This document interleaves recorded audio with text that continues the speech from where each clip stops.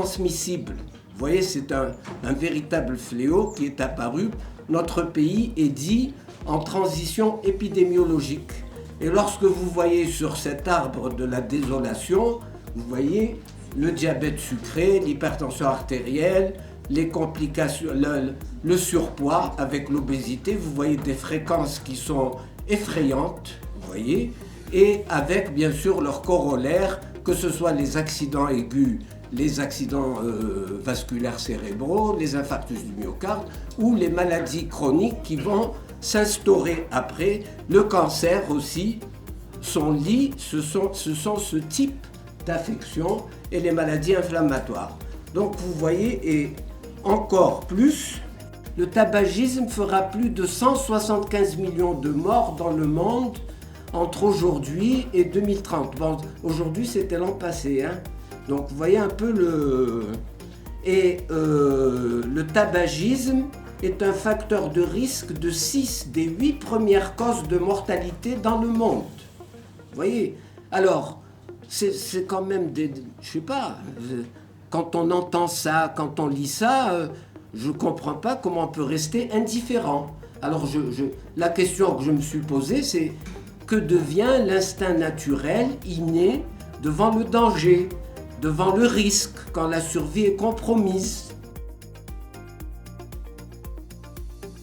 Alors maintenant, sur le plan spécifique, je pense qu'il faudrait qu'il y ait des masters.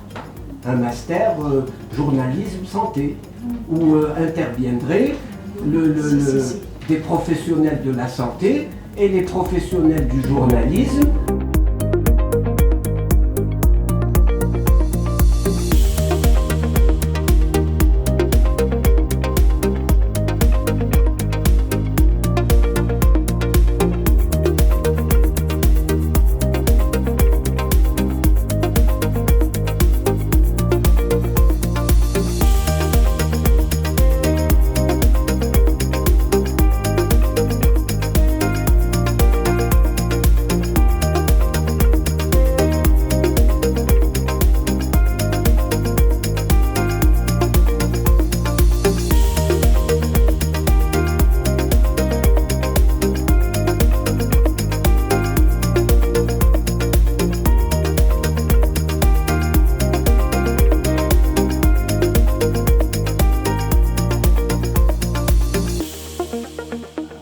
Les mécanismes et les différentes formes de déformation de l'information qui sont issues d'une méta-analyse de la littérature. C'est une publication.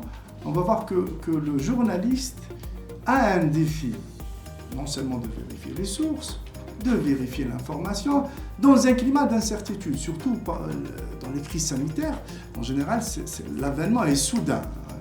يعني غير متوقع. الأزمة الصحية غير متوقعة. المجتمع ولا الصحفي ولا حتى المجتمع العلمي ما عندوش الوقت باش يدقق في المعلومات. Donc ça c'est un défi supplémentaire auquel le journaliste doit le prendre en considération. Donc, il ne faut jamais oublier de mentionner le niveau d'incertitude. حالة الشك العلمي بالنسبة لسرد المعلومات أو حتى الوقائع. Donc ça c'est très important. Non seulement vous dégagez la responsabilité, mais aussi vous donnez le temps de vérifier les informations.